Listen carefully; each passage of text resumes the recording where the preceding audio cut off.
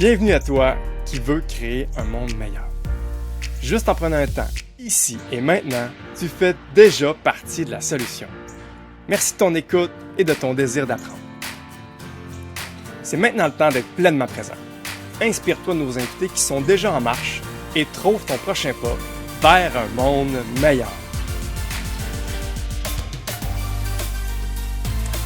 Bonjour tout le monde!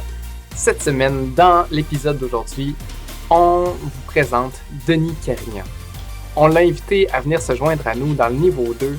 Le niveau 2, en passant, c'est la plateforme d'entraînement qu'on a créée pour permettre aux gens de se rassembler puis de gagner des niveaux, de devenir une meilleure personne, d'aller plus loin dans le voyage vers leurs rêves. Alors à chaque mois, on invite quelqu'un pour venir nous échanger sur un thème.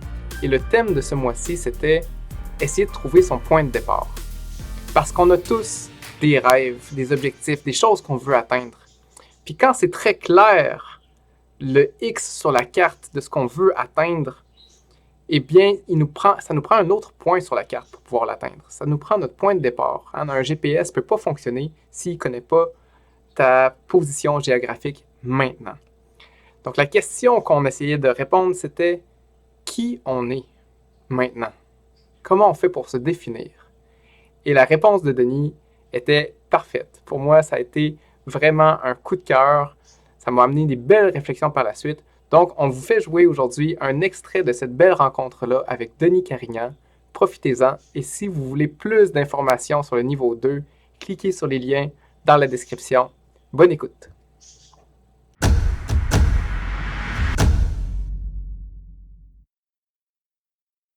Puis un autre bug qui arrive, c'est que le personnage Denis, c'est qui ça? La grande question, se connaître soi-même, comme la grande question, connais-toi toi-même et tu connaîtras l'univers et les dieux, qui écrit sur un temple de Nef, un temple de Apollon, je crois, qui remonte dans l'Antiquité, c'est la grande question. Donc, connais-toi toi-même. Là, moi, j'essaie de connaître le personnage Denis. Et ce qui arrive là-dedans, c'est que le personnage Denis, lui, il change, OK? On se rend compte que Denis, on essaye de le rendre plus beau, plus adapté, plus performant, puis il peut être plus beau, plus adapté, plus performant. Les tronches de vie avec Denis Carignan. Alors, je vais vous raconter, dans ma quarantaine, j'étais très actif. Et je réalisais plein de rêves, puis je mettais des objectifs, puis je travaillais, puis ça marchait, tu comprends-tu? Puis à un moment donné, je me rappelle, là, j'étais très heureux et je renie pas ça.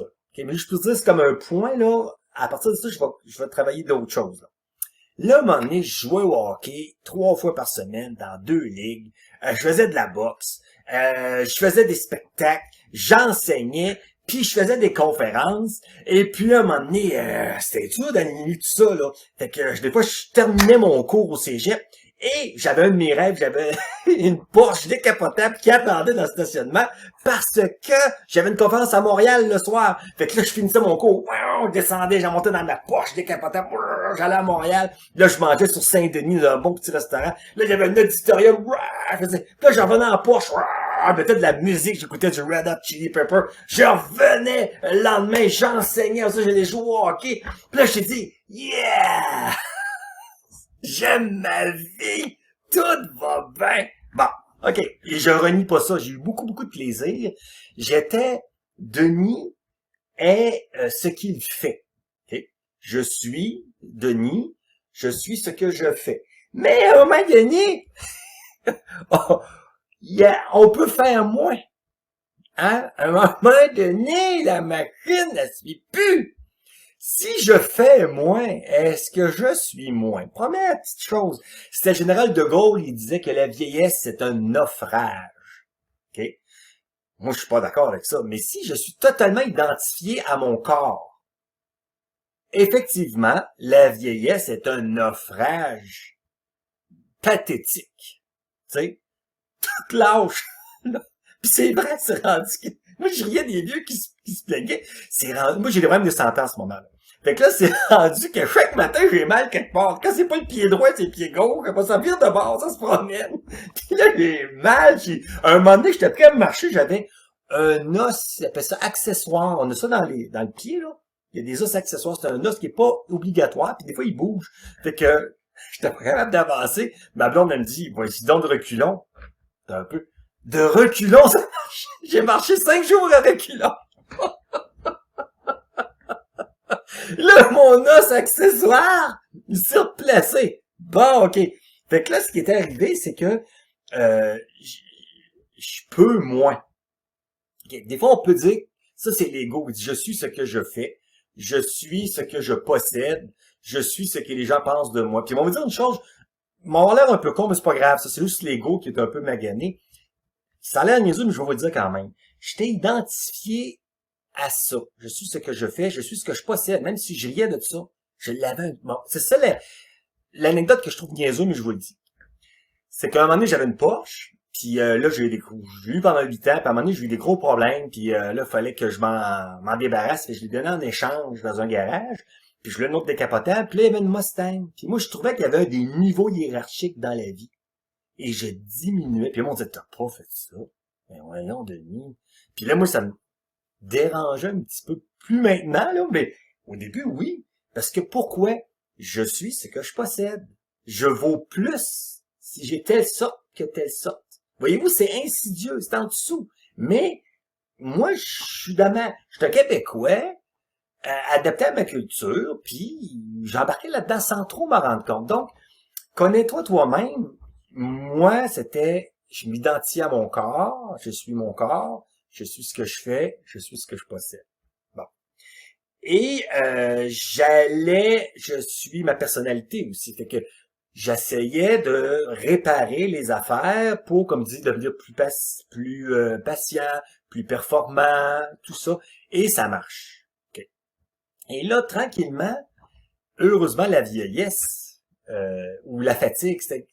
Qui avait dit ça? Je sais même plus c'est quoi l'auteur, mais c'est pas de moi. L'écœurement, c'est le début de la sagesse. Il y a des choses, qui fonctionnent plus. Puis là, j'ai arrivé récemment, j'étais allé jouer avec mes amis au softball. Je claque la balle, je fais un triple. Hey, c'est bon pour mon ego. Pars à la course. J'arrive au 3e but, j'ai failli écraser là. Mais qu'est-ce que j'ai là? J'ai failli écraser à terre. Moi, qui avons, je me définissais beaucoup par, je suis un athlète. Quand je jouais au soccer, j'ai commencé à 9 ans à jouer au soccer. Puis j'étais demi-centre. Donc j'allais aider l'attaque, aider la défense. Puis des fois, je partais à la course. Je restais pas loin de l'aréna à Saint-Georges.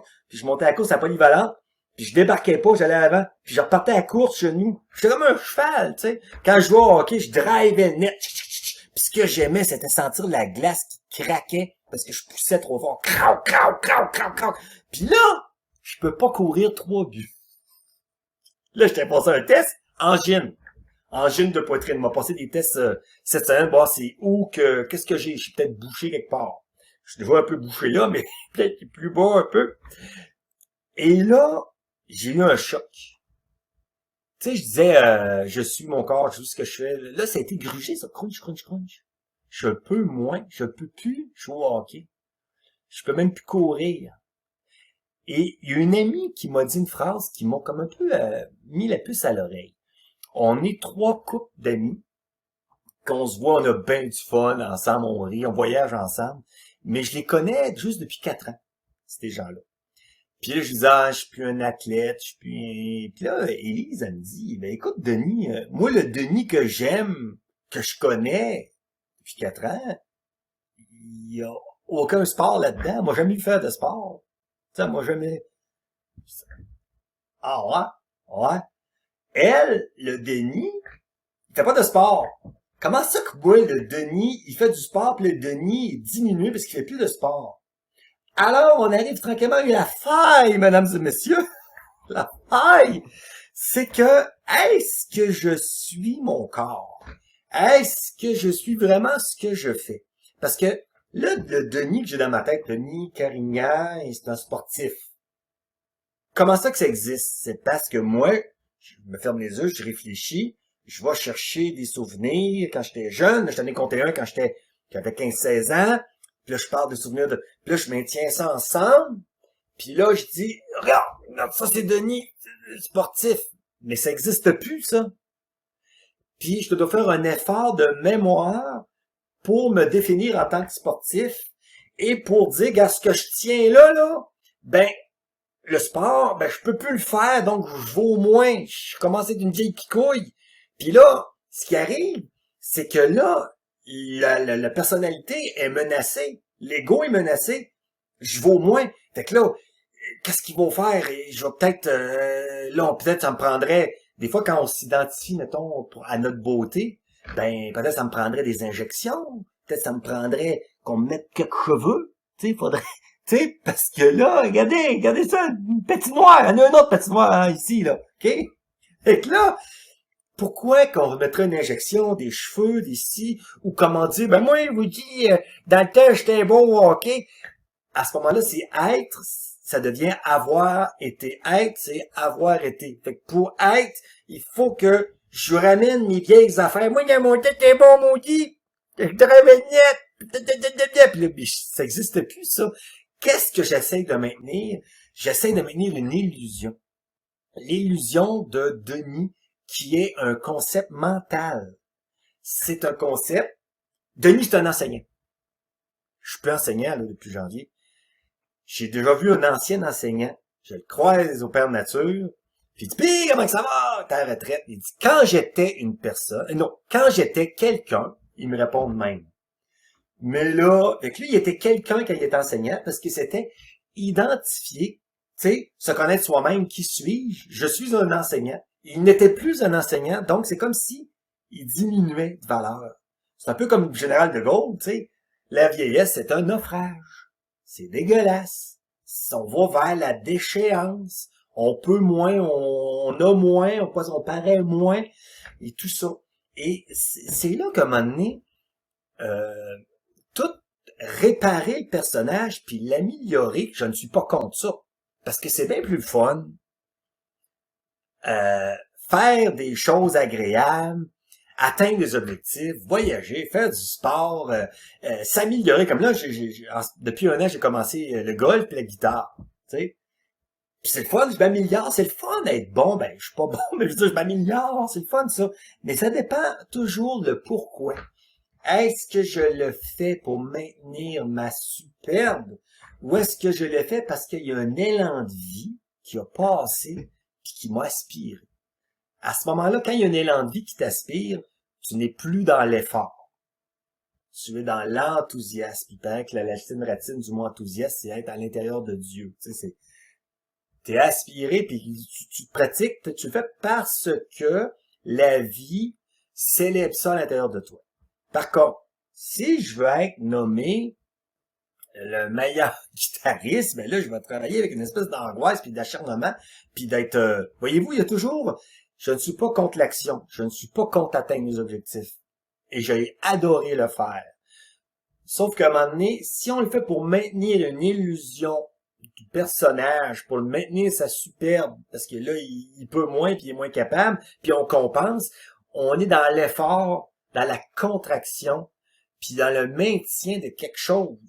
Mais quoi? Et c'est là, tranquillement, que j'amène la deuxième chose.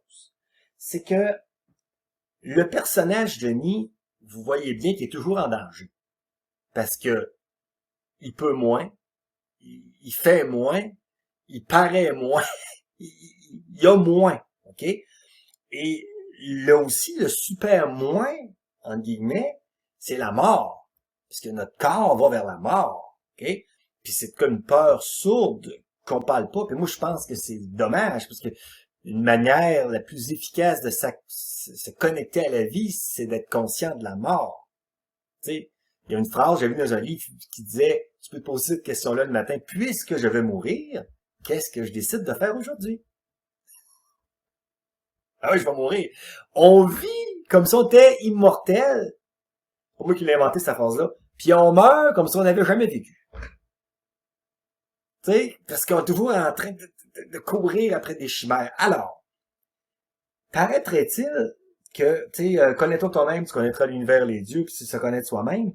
Il y a une question bien simple qui est posée par les sages depuis des milliers d'années. Okay? Même avant la phrase qui était écrite en Grèce. Même des milliers d'années avant ça, dans différents courants spirituels, pas rien qu'un. Le pas que ça serait universel. La question, c'est qui es-tu? Ça serait the question. Qui es-tu? Bon. Là, je fais un petit exercice. Peut-être que ça marchera pas parce que moi, je suis pas rendu. Je parle d'un élément que je suis pas encore rendu. OK? J'y touche de temps en temps. Est-ce que tu es ton corps? Bon, on va dire, ben oui, c'est moi. OK, petite question. Je te coupe un bras. Est-ce que tu es encore toi? Est-ce que le fait d'être, est-ce qu'il est encore là? Ouais. L'autre bras, on t'en coupe. Est-ce que t'as l'impression d'être encore? Oui, on te coupe les deux jambes. Même mettons que tu te restes ta tête, tu peux encore fonctionner. Est-ce que tu as le sentiment d'être? Tu sais, ton sentiment d'être, oui, il est encore là.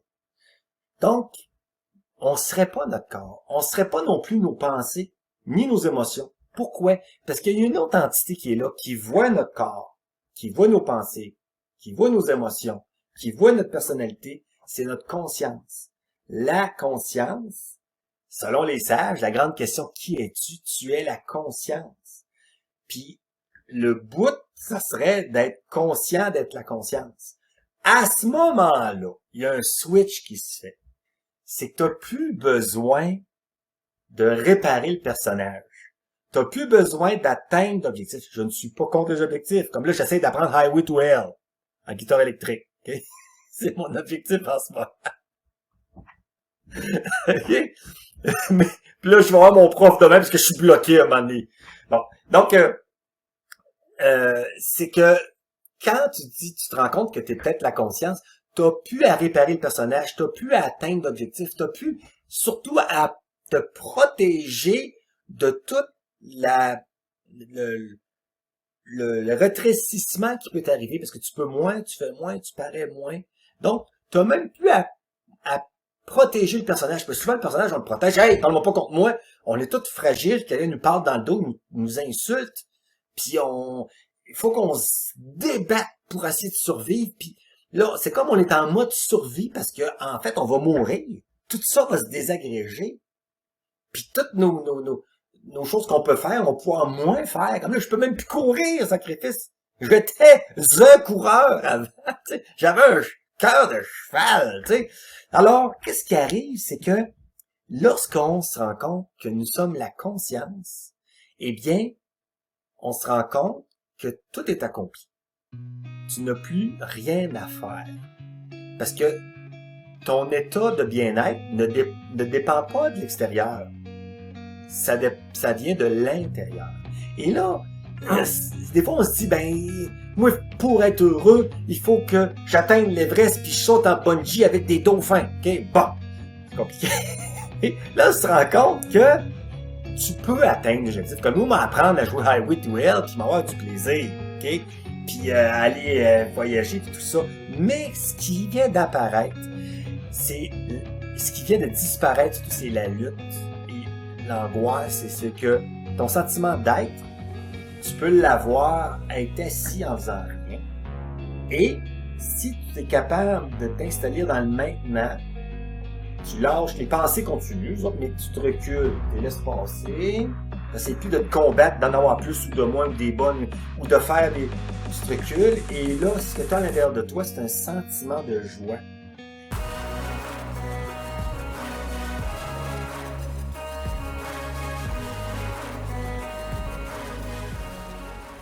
T'as déjà un pas de fait, celui de t'inspirer. La prochaine étape, c'est de transformer ça en action. À ta façon, tu peux créer un monde meilleur en toi et autour de toi. Et maintenant, pour passer à un autre niveau, rejoins une belle gang de crinqués puis découvre InspireX niveau 2. La plateforme qu'on a créée pour t'aider à devenir encore meilleur et te faire voyager vers tes rêves. Visite inspire-x.ca/niveau 2 et abonne-toi. À bientôt.